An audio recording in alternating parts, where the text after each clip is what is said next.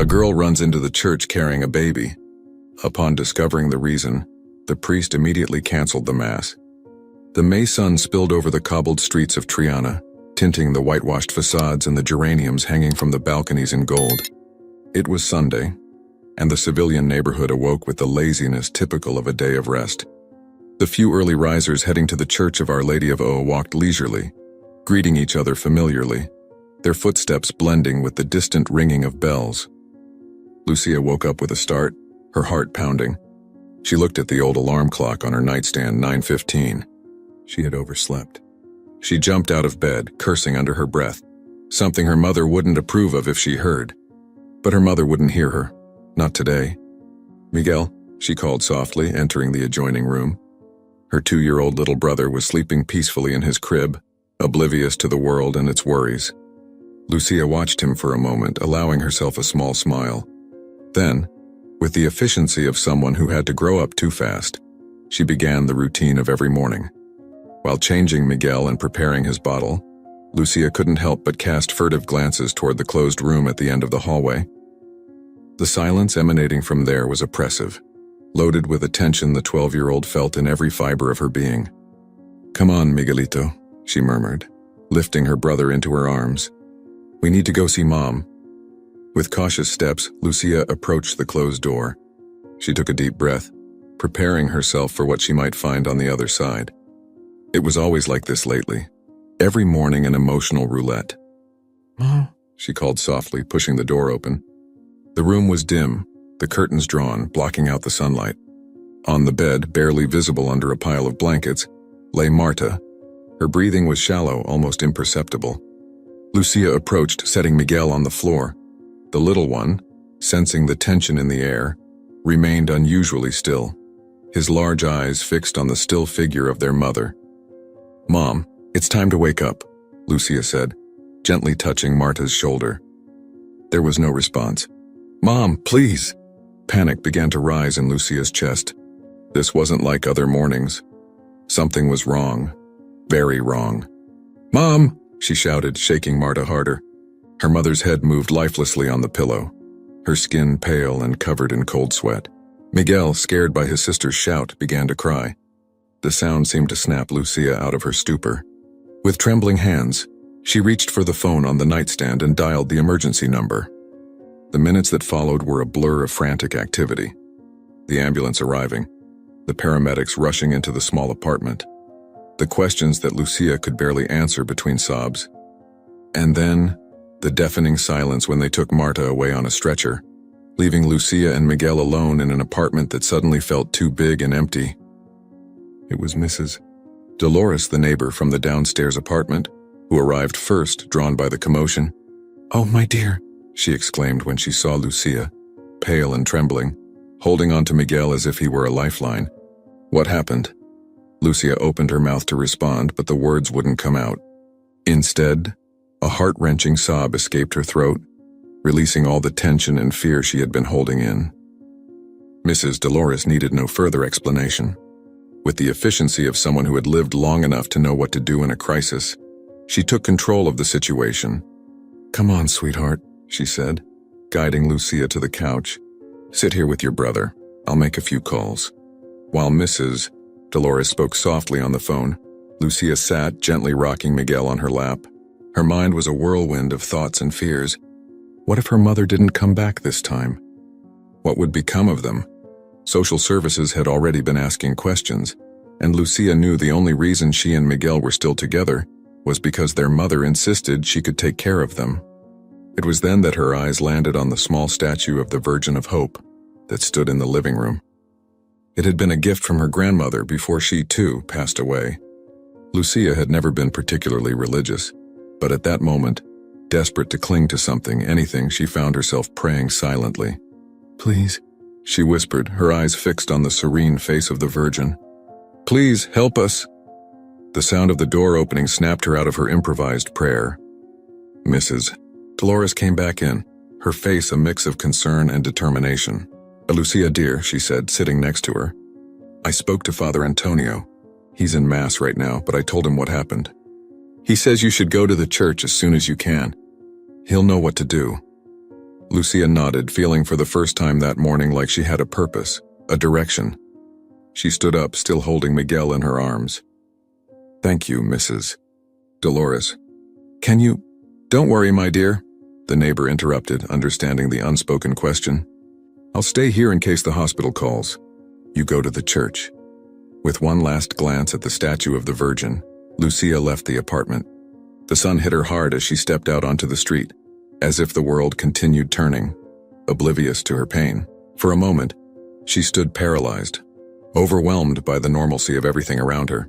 Neighbors walking by, tourists taking pictures, the smell of coffee and churros wafting from the cafe on the corner. How could everything remain the same when her world was falling apart? But there was no time for reflection. With Miguel firmly held against her chest, Lucia began to run. Her bare feet, in the rush, she had forgotten to put on shoes, hit the hot pavement, but she barely noticed. Her mind was fixed on one goal, reaching the church, finding Father Antonio. The streets of Triana blurred as she ran. Some neighbors called out to her, concerned at seeing her in such a state, but Lucia didn't stop. Only when she reached the doors of the Church of Our Lady of O did she slow down. For a moment she hesitated. The Mass would be in full swing, and the thought of interrupting seemed almost sacrilegious. But the memory of her mother, pale and motionless in bed, gave her the courage she needed. With one last deep breath, Lucia pushed open the heavy wooden doors and ran into the church, Miguel's cries breaking the solemn silence of the sacred space. "Father Antonio," she shouted, her voice cracking from the effort and emotion. "Oh, it's Mom. She's...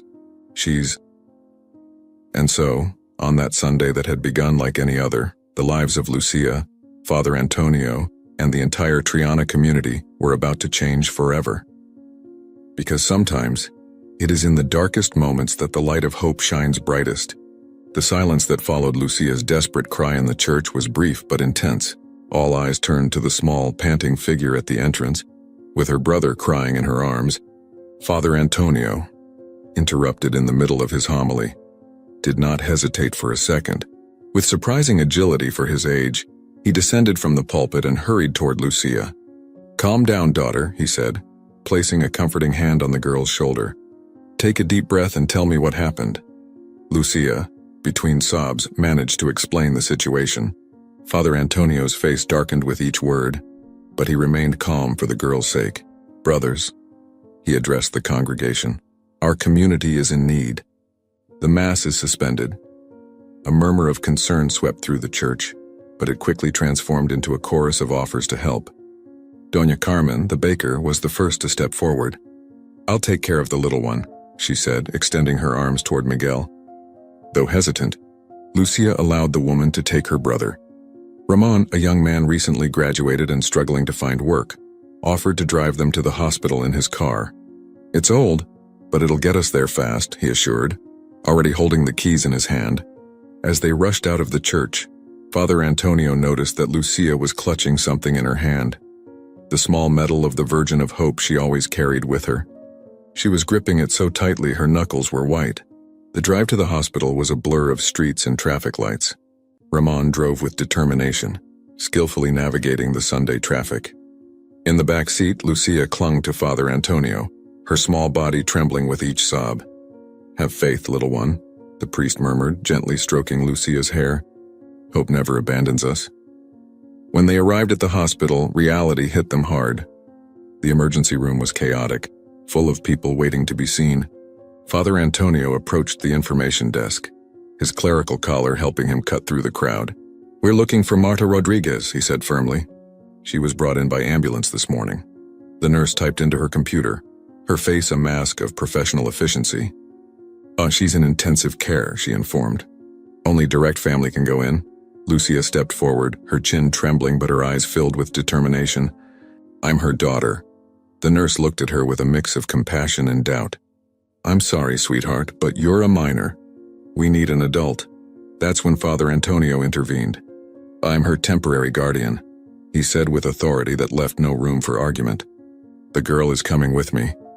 The nurse hesitated for a moment, but something in the priest's gaze convinced her. "Very well," she relented. "But only you two." Ramon nodded, understanding. "I'll wait here," he said, "and I'll let the others know." The hallway to the ICU seemed endless. The smell of disinfectant and the hum of machines created an unreal atmosphere. Lucia walked as if in a trance, her hand firmly gripping Father Antonio's. Finally, they reached Marta's room. Through the glass, Lucia saw her mother, connected to a web of tubes and wires, her chest rising and falling in sync with a respirator. She looked so small and fragile in that hospital bed. A doctor intercepted them before they could enter. His face was serious, his eyes tired behind his glasses. "I'm Dr. Vasquez," he introduced himself. "Are you family of Mrs. Rodriguez?" Father Antonio nodded, introducing himself and Lucia. The doctor looked at them sympathetically before continuing. "The situation is critical," he explained in a soft but firm voice. "The cancer has spread more than we thought. We're doing everything we can, but—" His voice trailed off, but the message was clear. Lucia felt the ground beneath her give way. She tightened her grip on Father Antonio's hand, desperately searching for something, anything to hold on to. Is there any hope?" the priest asked, his voice barely a whisper. Dr. Vasquez hesitated. "There is a new treatment," he finally said. "It's experimental and very expensive.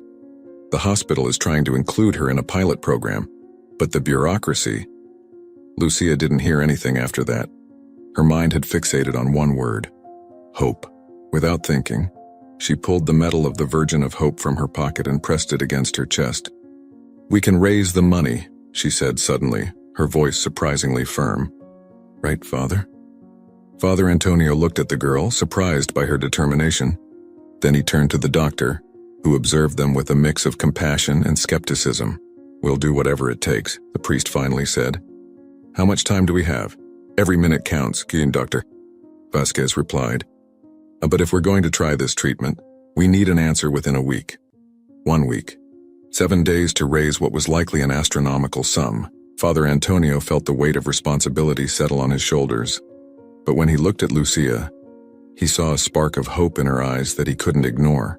"A week will be enough," he said, silently praying that his words were true. The following days were a whirlwind of activity in Triana. Word of Marta's situation spread like wildfire through the neighborhood, and the response was immediate. Father Antonio turned the church into a command center, coordinating efforts and raising funds. Doña Carmen organized an unprecedented bake sale, baking day and night. Ramon used his newly acquired digital marketing skills to create a social media campaign. Even the notoriously stingy owner of the bar on the corner offered the day's total sales. Lucia, for her part, became the heart of the operation. Despite her age, she worked tirelessly, handing out flyers, helping at fundraising events, and visiting her mother at the hospital whenever she could. At night, exhausted but determined, she prayed in front of the statue of the Virgin of Hope in the church. "Please," she whispered each night, "give us a miracle." As the days passed, the amount raised grew, but not fast enough. Midweek, Father Antonio met with Lucia in the sacristy. His face was marked with worry and exhaustion. "Lucia, my child," he began, choosing his words carefully. "You've been very brave, and everyone in the neighborhood has been incredibly generous. But it's not enough, is it?" Lucia interrupted, her voice surprisingly calm. Father Antonio nodded regretfully. "We're still short more than half, and we only have 3 days left." Lucia remained silent for a moment, her mind racing. Then, suddenly, her eyes lit up. "The procession," she said. "The procession of the Virgin of Hope." Father Antonio looked at her, confused. What about the procession?" "Let's move it up," Lucia explained, her voice gaining enthusiasm. "Instead of waiting for the usual date, let's do it this Sunday. We can ask for donations during the procession. The whole neighborhood will be there, and even people from outside will come to watch." The priest's mouth dropped open. The idea was bold, almost reckless. Moving up such an important procession, changing a centuries-old tradition. And yet, as he looked at Lucia with her eyes shining with hope and determination, he knew he couldn't refuse. "It'll be complicated," he warned. "And we'll need to convince the Brotherhood, get permits from the city." "We'll make it happen," Lucia interrupted, with a confidence beyond her years. "We have to, for Mom." Father Antonio felt a surge of pride and admiration for this girl who refused to give up. Placing a hand on her shoulder, he nodded. "So be it," he said. May the Virgin of Hope guide us. The next 2 days were a frenzy of frantic activity. Father Antonio moved heaven and earth to get the necessary permits, using every contact and favor he'd accumulated over the years. The Brotherhood, initially hesitant, was moved by Lucia's story and eventually agreed. The entire neighborhood mobilized. The women sewed at a breakneck pace to finish the Virgin's mantle. The men worked day and night to prepare the float. The children rehearsed with their drums and trumpets. And in the middle of it all was Lucia, tireless, inspiring, moving from place to place, helping wherever she could, encouraging those who faltered.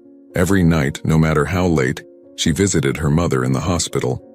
"Hang on, Mom," she whispered, holding Marta's limp hand. "Just a little longer.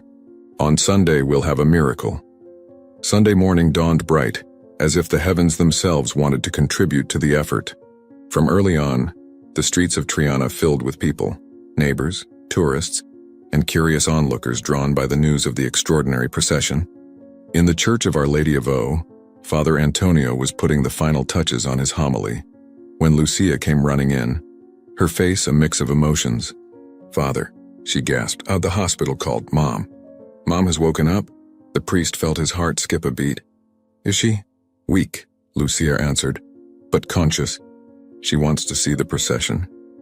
A smile spread across Father Antonio's face. Then he said, "Let's give her a spectacle she'll never forget." The procession was unlike any Triana had ever seen. The float of the Virgin of Hope, resplendent under the morning sun, moved slowly through the streets of the neighborhood. Around it, a sea of people moved, prayed, cried, and above all, donated. Collection cans passed from hand to hand, filling at an astonishing rate.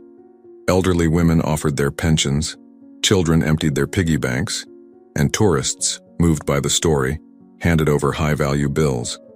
And there, right behind the float, walked Lucia. With the medal of the Virgin gleaming on her chest, she moved with her head held high, her eyes fixed on the figure of hope that loomed ahead of her. When the procession passed by the hospital, Lucia saw her mother. Marta was in a wheelchair by the window, pale and gaunt, but with a smile on her lips and tears in her eyes. Their gazes met, and in that moment, Lucia knew that, no matter what happened, everything would be okay. As evening fell, when the Virgin returned to the church amidst cheers and applause, Father Antonio gathered everyone in the square. With trembling hands, he began to count the money collected. The silence was absolute as the numbers grew. 5,000, 10,000, 15,000. When he finally looked up, his eyes were shining. "We've done it," he announced, his voice breaking with emotion.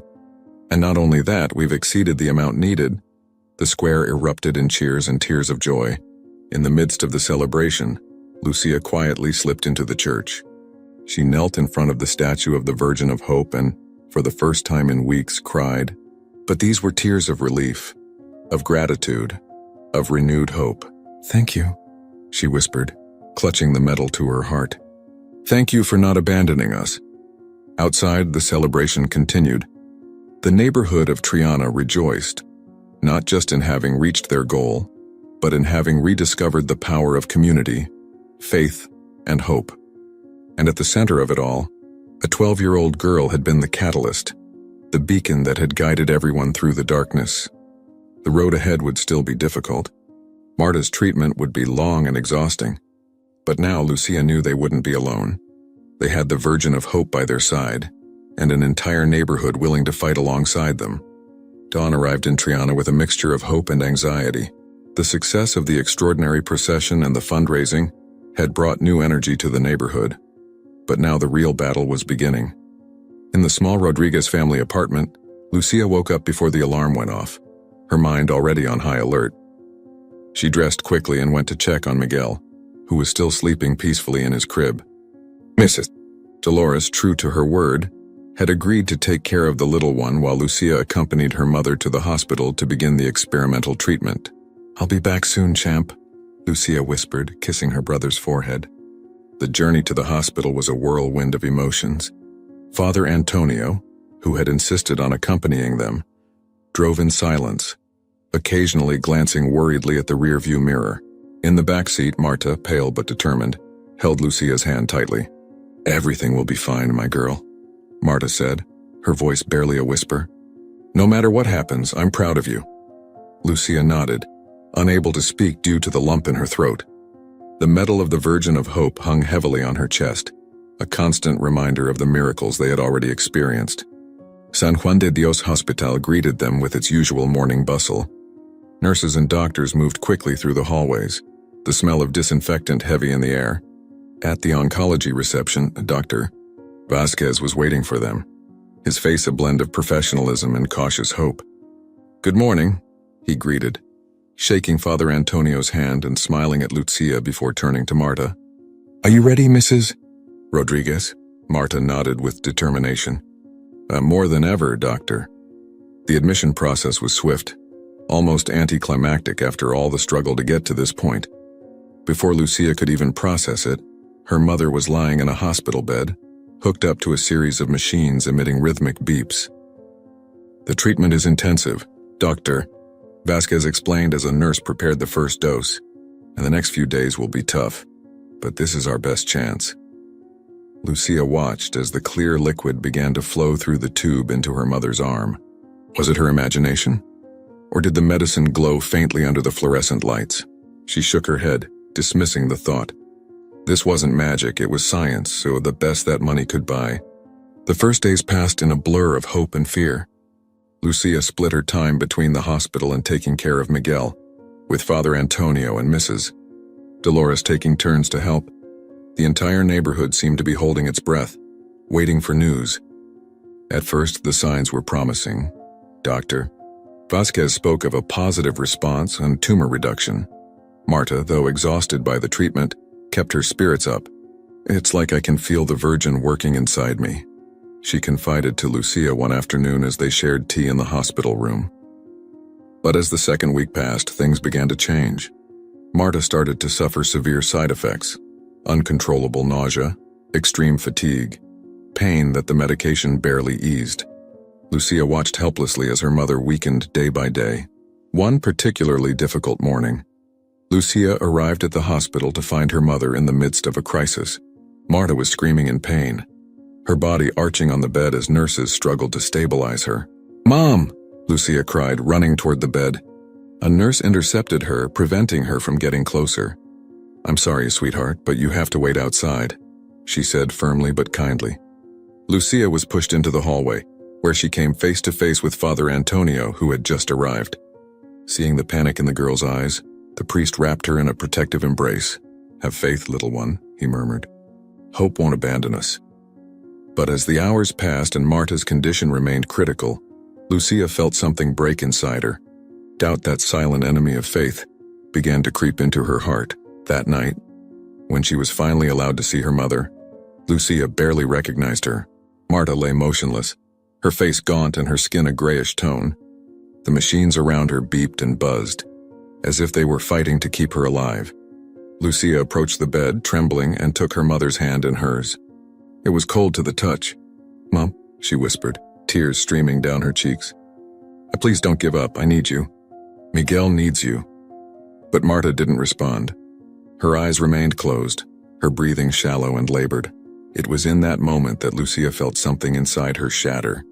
All the faith, all the hope she had held on to for weeks seemed to evaporate in an instant. With trembling hands, she tore the medal of the Virgin from her neck. Why? She screamed, looking at the small metal image. Why are you doing this to us?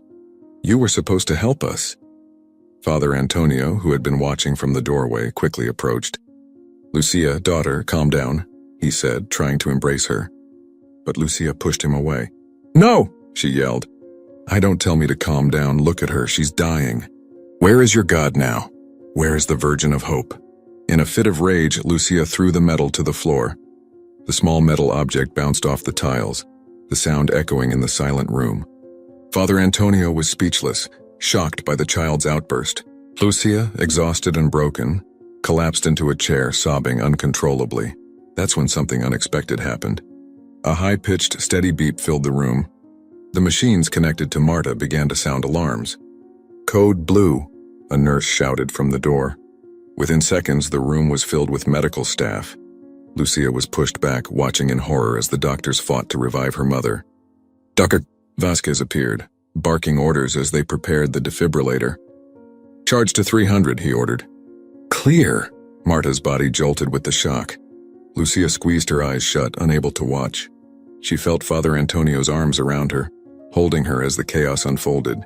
The minutes stretched on like hours. Shock after shock, the doctors refused to give up. Lucia could hear Dr. Vasquez muttering, "Come on, Marta, fight in between each attempt." And then, just when it seemed all hope was lost, it happened. A faint, regular beep began to sound. Lucia opened her eyes to see Dr. Vasquez leaning over her mother, a smile of relief on his tired face. "We've got her back," he announced. "It's weak, but she's stable." A collective sigh filled the room. Nurses began adjusting equipment and administering medication, while Dr. Vasquez approached Lucia and Father Antonio. "It was close," he said quietly. But your mother is a fighter, Lucia." "She didn't give up." Lucia nodded, unable to speak. The emotions overwhelmed her: relief, fear, guilt for her earlier outburst. Father Antonio held her tighter, whispering a prayer of thanks. It was then that Lucia noticed something on the floor. The medal of the Virgin of Hope lay there, shining softly under the hospital lights. With trembling hands, she bent down to pick it up. "I'm sorry," she whispered, stroking the small image. "I lost my faith for a moment." Father Antonio knelt beside her. "Faith isn't easy, Lucia," he said softly. "Sometimes it wavers, sometimes it seems to disappear. But if it's true, it always finds its way back." Lucia looked at the medal in her hand and then at her mother, now breathing more steadily. Perhaps, she thought, the true miracle wasn't the instant healing she had hoped for, but the strength to keep fighting, to not give up even in the darkest moments. The following days were a roller coaster of emotions. Marta stabilized, but her condition remained critical. Dr. Vasquez explained that the experimental treatment had caused an unexpected reaction, and that they would need to adjust the protocol. "It's uncharted territory," he admitted. "But the fact that Marta survived this crisis gives us hope. Her body is fighting." Lucia spent every moment she could at the hospital, splitting her time between caring for her mother and Miguel. The neighborhood of Triana, hearing what had happened, mobilized once again. Neighbors took turns bringing meals to the hospital, looking after Miguel, and even cleaning the Rodriguez apartment. One afternoon, as Lucia sat by her mother's bedside, reading to her quietly, she felt a slight squeeze on her hand. She looked up to find her mother's eyes open, focused on her. "My brave girl," Marta whispered, her voice hoarse from disuse. Lucia felt tears welling up in her eyes. "Mom," she sobbed, leaning down to hug her gently. "I thought I'd lost you." Marta smiled weakly. "You'll never lose me, darling. I'm here, fighting for you and for Miguel." It was then that Dr. Vasquez entered the room, a look of amazement on his face as he saw Marta awake and aware. "This is extraordinary," he said, quickly moving to examine his patient. After a few minutes of tests and questions, he turned to Lucia with a cautious smile. "It seems we're seeing the first real signs of improvement. The latest scans show a significant reduction in the tumor." Lucia felt her heart leap. "Does that mean—" "Dr. Vasquez raised a hand, urging caution. "Oh, it's still too early to declare victory. The road ahead is long and difficult. But this," he gestured to Marta, "this gives us real reason to hope." That night, when Lucia finally returned home, she found Father Antonio waiting for her at the building's entrance. The priest looked at her with a mixture of concern and hope. "Hey, how is your mother?" he asked gently. Lucia, exhausted but with a renewed spark in her eyes, told him about Marta waking up and the hopeful words from Dr. Vasquez. Father Antonio listened intently, a smile slowly forming on his face. "Lucia," he said when she finished, "do you remember what I told you about faith?" Lucia nodded, recalling their conversation in the hospital room. "That sometimes it wavers, but it always finds its way back." "Exactly," Father Antonio nodded. "And sometimes, my child, it's in those moments of doubt, when we think all is lost, that the true miracles happen." Lucia reflected on his words, remembering her moment of crisis, how she had thrown the medal to the floor in a fit of despair. And yet, it was right after that moment that her mother began to fight, when hope began to rekindle. "Father," Lucia said, pulling the medal from her pocket. Do you think the Virgin has forgiven me for doubting? Father Antonio smiled tenderly. Lucia, one, faith isn't about never having doubts. It's about moving forward despite them. The Virgin of Hope doesn't need to forgive you because you never truly lost hope, even in your darkest moment. Lucia looked at the medal in her hand, the serene face of the Virgin shining softly under the streetlight. Perhaps, she thought, the real lesson in all of this wasn't about instant miracles or unshakable faith, but about perseverance in the hardest moments. With a deep sigh, Lucia slipped the medal back around her neck. Thank you, Father, she said, hugging the priest. For everything. Father Antonio returned the hug, feeling the weight of the past weeks on the girl's shoulders. Go rest, he said softly. Tomorrow will be another day of battle. As Lucia climbed the stairs to her apartment, she felt a mixture of exhaustion and renewed determination. The fight was far from over, but for the first time in a long while, she felt they had a real chance of winning. The following days brought a series of ups and downs that tested Lucia's newly restored faith. Marta showed signs of improvement, but the treatment remained brutally hard. There were days when the pain was so intense that Marta could barely speak. And Lucia felt helpless, able only to hold her mother's hand and murmur words of encouragement. One morning, while Lucia was helping her mother eat a little soup, Marta looked at her with an intensity that surprised her. Lucia, my dear, Marta said, her voice weak but determined, I need you to promise me something. Lucia felt a knot in her stomach. Anything, Mom. Marta took a deep breath before continuing. If things don't go as we hope, promise me you'll take care of Miguel. That you'll keep going, that you'll live your life to the fullest. Lucia felt tears welling up in her eyes. Mom, don't talk like that. You're going to get better, I know it. Marta smiled weakly. I have faith in that, darling. But I also know life is unpredictable. Promise me, please. With a heavy heart, Lucia nodded. I promise, Mom. But you have to promise me something too. Promise me you'll keep fighting, that you won't give up. I promise, Marta said, squeezing her daughter's hand. That conversation stayed etched in Lucia's mind, a constant reminder of what was at stake. Every day became a battle, not just against the cancer, but against discouragement, exhaustion, and fear. The neighborhood of Triana remained an unshakable pillar of support. Doña Carmen, the baker, regularly showed up with bags full of freshly baked pastries. It'll help you get your strength back, she would say to Marta with a warm smile. Ramon, the young man who had been unemployed, had found a temporary job thanks to a contact from Father Antonio, and he donated part of his first paycheck to help with the additional treatment costs. One afternoon, while Lucia was in the hospital chapel, praying silently, she felt a hand on her shoulder. Turning around, she found herself face to face with Dr. Vasquez. Lucia, the doctor said, his face a mixture of contained emotion, I need you to come with me. I have news about your mother. Lucia's heart skipped a beat. Would it be good news, or... No, she couldn't let herself think of that possibility. With trembling legs, she followed the doctor to his office. Once inside, Dr. Vasquez invited her to sit. Lucia noticed that his hands trembled slightly as he held a folder. Lucia, the doctor began, his voice carefully controlled. We've received the latest test results for your mother. Lucia held her breath, her hand instinctively reaching for the medal of the Virgin. Dr. Vasquez paused, as if searching for the right words. Then slowly a smile began to form on his face. The results are surprising. The tumor has shrunk by more than 50%. It's a response to the treatment that, frankly, we didn't expect to see so soon. Lucia felt the world stop. Does that mean it means your mother is responding exceptionally well to the treatment, Mo? Dr. Vasquez explained. There's still a long way to go, but this is more than we dared to hope for at this stage. Tears began to flow down Lucia's cheeks, but this time they were tears of joy, of relief, of renewed hope. Without thinking, she leaped up and hugged the surprised doctor. Thank you, she sobbed. Thank you, thank you, thank you. Doctor. Vasquez moved, awkwardly returned the hug. Don't thank me, Lucia. Your mother is an incredible fighter. And you? You've been her rock through all of this. When they finally parted, Lucia was beaming. Can I tell my mother? She asked, eager to share the good news. Dr. Vasquez nodded. Of course. In fact, why don't we go together? I'd like to explain the details to her and discuss the next steps in the treatment. Together, they headed to Marta's room. As they entered, Lucia saw her mother sitting up, gazing pensively out the window.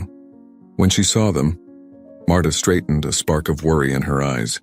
"What's going on?" she asked, her voice tinged with anxiety. Lucia ran to the bed, unable to contain her excitement.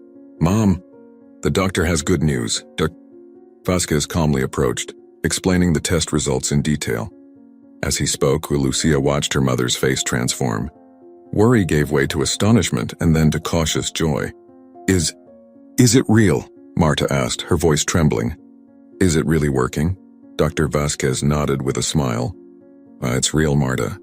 We still have a long road ahead, but these results are extremely encouraging."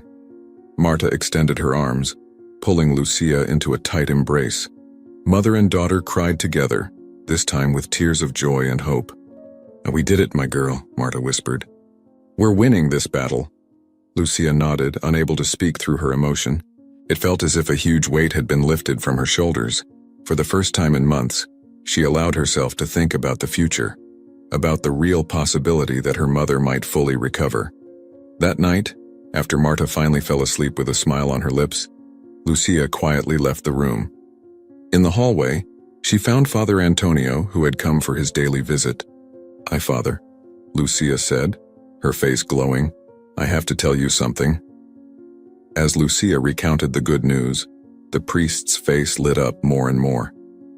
When she finished, Father Antonio hugged her tightly. "Do you see, Lucia?" he said, his voice filled with emotion. "Hope is never truly lost.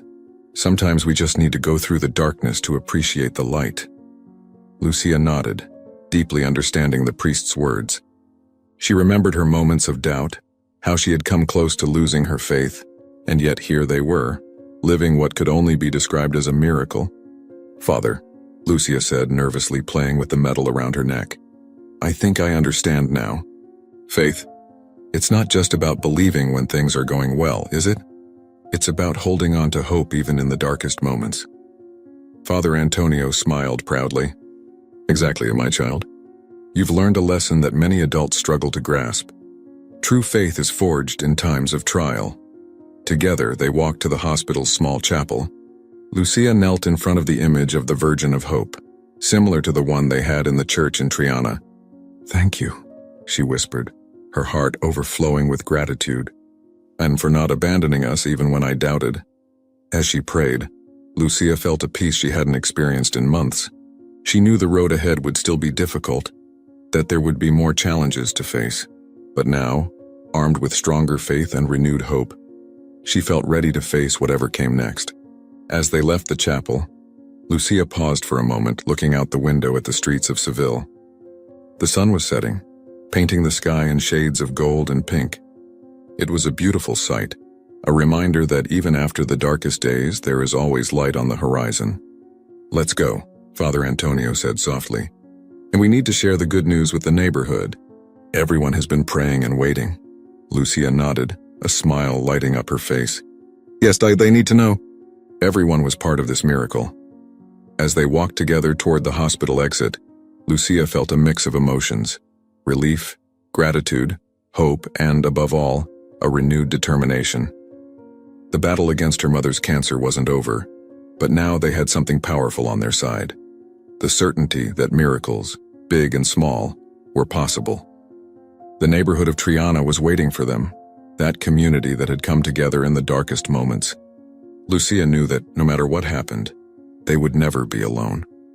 The strength of hope, faith, and the love of a community had proven to be more powerful than any adversity. As they stepped into the warm Sevillian night, Lucia made a silent promise. No matter what the future held, she would keep that flame of hope alive. For her mother, for Miguel, for all those who had believed and supported them. The girl who had run into the church weeks ago, desperate and scared, now walked with her head held high, ready to face any challenge life might throw her way. The following months passed in a whirlwind of treatments, hospital visits, and an emotional roller coaster. Lucia, now freshly 13 years old, had matured in a way no one could have imagined possible. Her face, though still young, showed a wisdom and strength that went far beyond her years. It was a sunny Sunday morning when Lucia entered the Church of Our Lady of O, hand in hand with her mother. Marta, though still thin and with hair only just beginning to grow back after chemotherapy, walked with renewed strength. Behind them, Miguel, now a lively 3-year-old, ran around playfully, unaware of the importance of the moment. Father Antonio greeted them at the door with a beaming smile. "Welcome," he said, embracing Marta first and then Lucia. "It's wonderful to see you both here." The church was packed. It seemed like all of Triana had gathered for the occasion. Doña Carmen, the baker, waved from her usual pew. Ramon, now with a stable job thanks to Father Antonio's contacts, smiled shyly. Mrs. Dolores, tears in her eyes, gestured for them to sit next to her. When Father Antonio climbed to the pulpit, an expectant silence fell over the congregation. "Brothers and sisters," he began, his voice echoing in the ancient walls of the church. "Today we are here to celebrate a miracle of faith, of hope, and of love." As Father Antonio spoke about Marta's battle, about Lucia's strength, and how the community had come together, Lucia felt tears streaming down her cheeks. But this time, they were tears of joy and gratitude. "And a few months ago," the priest continued, "a young girl ran into this church, desperate and frightened. Today, that same girl sits among us, transformed into an example of faith and perseverance for all of us." Lucia felt her mother squeeze her hand. When she looked at Marta, she saw that she too was silently crying. "Marta," Father Antonio said, addressing her directly, "your struggle has taught us the true meaning of strength. And Lucia, little one, your unshakable hope has been a beacon of light for all of us." The priest paused, looking at the congregation.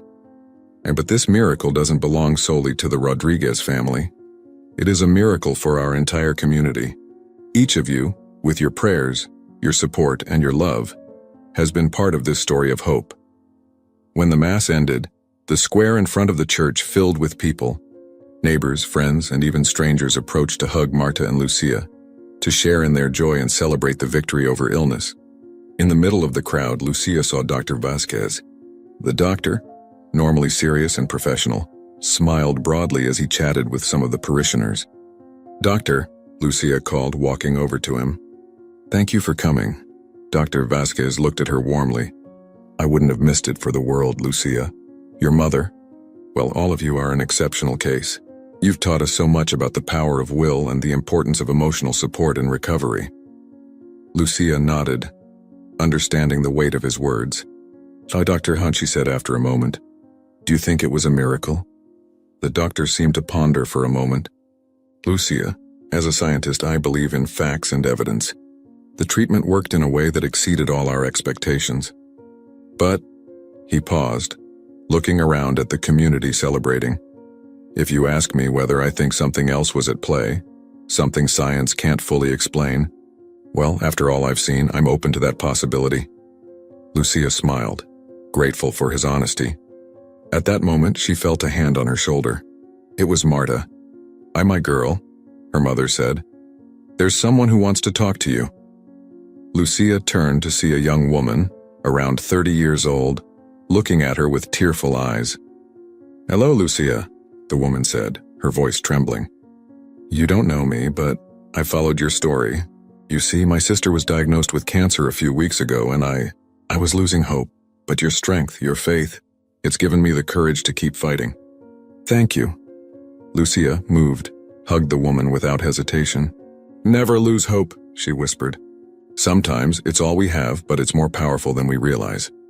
As the celebration continued around her, Lucia stepped away for a moment, seeking a quiet place. She approached the statue of the Virgin of Hope that stood in the square. Looking at the serene face of the Virgin, Lucia reflected on everything they had been through. "Thank you," she murmured, touching the medal that hung around her neck. "For the strength, for the faith, for the hope." She felt a presence beside her and turned to see Father Antonio. "You know, Lucia," the priest said softly, "sometimes miracles aren't grand, spectacular events. Sometimes they are small moments of grace and of love, of community, and you, my dear, have been the catalyst for many of those miracles." Lucia thought about his words. She thought about how the neighborhood had come together, how people who barely spoke before were now like family. She thought about Ramon, who had found purpose by helping others, about Doña Carmen, whose generosity had inspired so many more. "Father," Lucia said after a moment, "do you think things will go back to normal now?" Father Antonio smiled. "No, Lucia, I think we've discovered a new normal, one where we know that together we can overcome any adversity. And that, my dear, is the true miracle." As the sun began to set over Triana, painting the sky in shades of gold and pink, Lucia looked around. She saw her mother laughing with old friends, her face radiant with health and happiness. She saw Miguel playing carefreely with other children. She saw her neighbors, united by an experience that had changed them all forever. And in that moment, Lucia understood that the journey wasn't over. Life would continue to present challenges and difficult moments. But now she knew, with unshakable certainty, that with faith, hope, and the love of a community, there was no obstacle they couldn't overcome.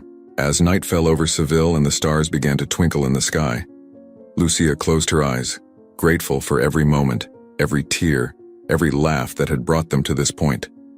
The future was uncertain, but she no longer feared it, because now she knew that the true power of hope lay not just in believing in miracles, but in being part of them. Time passed, as it always does, bringing with it changes and new challenges. 5 years had gone by since that Sunday when Lucia ran into the Church of Our Lady of O, desperate and scared. Now, at 18 years old, Lucia once again stood before the church doors, but this time with a serene smile on her face and a suitcase at her feet. It was a warm September morning, and the streets of Triana buzzed with the typical Saturday activity. The aroma of coffee and freshly fried churros floated in the air, mixing with the scent of flowers adorning the balconies. Lucia took a deep breath, filling her lungs with the familiar air of her neighborhood, aware that soon she would be far from all of this. "Are you ready, sweetheart?" Marta asked, placing a hand on her daughter's shoulder. Lucia nodded, turning to look at her mother. Marta, now 5 years cancer-free, radiated health and vitality. Her hair, once stolen by chemotherapy, now fell in soft waves over her shoulders. Her eyes, once clouded by fear and pain, now shone with pride and love. "Almost," Lucia replied. "I just need to do one more thing." With determined steps, Lucia entered the church. The interior was dim, lit only by the glow of candles and the rays of sunlight filtering through the stained glass windows. She headed directly to the image of the Virgin of Hope, the same one before which she had prayed so many times during her mother's illness. She knelt, closing her eyes for a moment. It wasn't a prayer she offered now, but a silent thank you for her mother's life, for the strength she had discovered within herself, for the kindness of her community. "I thought I'd find you here," said a familiar voice behind her. Lucia turned to see Father Antonio, now with completely white hair but still wearing his ever-warm smile. "I couldn't leave without saying goodbye," Lucia said, standing up. Father Antonio looked at her with a mix of pride and nostalgia. "You've grown so much, Lucia, not just in stature but in spirit. Who would have thought that the frightened little girl would become the strong, compassionate young woman you are today?" Lucia felt tears threatening to spill, but she held them back. "All thanks to you, Father. To you and to the whole community." The priest shook his head. "No, Lucia, the strength was always within you. We just helped you discover it." Together they walked toward the church exit. In the plaza, a group of neighbors had gathered.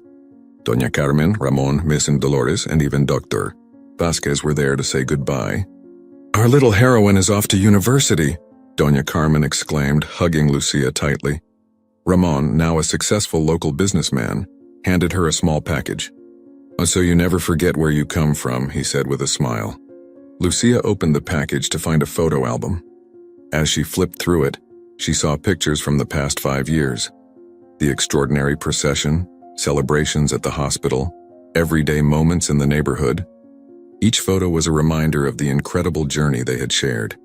"Doctor," Vasquez approached, his face a mix of professional pride and personal affection. "Hi, Lucia," he said.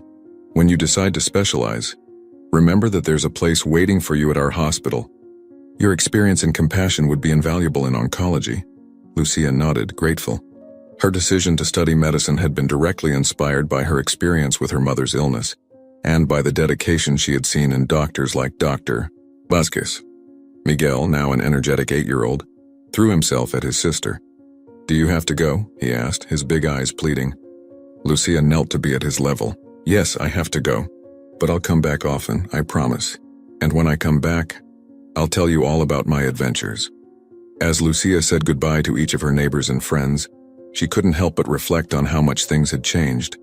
The neighborhood that had once come together in adversity was now a stronger, more united community in every way. The shared experience had left an indelible mark on them all. Finally, it was time to leave. Marta hugged her daughter tightly. "I'm so proud of you, my girl," she whispered. "Go and conquer the world. But remember, you'll always have a home here." Lucia nodded, unable to speak through the lump in her throat. She picked up her suitcase and began walking toward the taxi that was waiting for her. But before getting in, she stopped and turned to look one last time at her neighborhood, at her people. "Thank you," she said, her voice thick with emotion. "Thank you for teaching me the true meaning of hope, of faith, and of love. I will carry your lessons with me always." As the taxi pulled away, Lucia looked out the back window. She saw her mother, Miguel, Father Antonio, and everyone else waving goodbye. And above them, the bell tower of the Church of Our Lady of O rose against the blue sky of Seville, a beacon of hope that would always guide her back home. In that moment, Lucia understood that the true strength of hope didn't reside in grand miracles or dramatic moments. It was in the small acts of kindness, in a community coming together in difficult times, in the faith that persists even in the deepest darkness. As Seville faded into the distance, Lucia touched the Virgin of Hope medal she still wore around her neck. It wasn't just a reminder of hard times, but a symbol of everything she had learned and the person she had become. The future stretched out before her, full of possibilities and challenges. But Lucia no longer felt afraid. She knew that, no matter what life threw at her, she would always carry with her the strength of hope, the love of her family, and the wisdom of her community. And so, with her heart full of gratitude and her eyes set on the horizon, Lucia embarked on the next chapter of her life, carrying with her the legacy of hope that Triana had gifted her.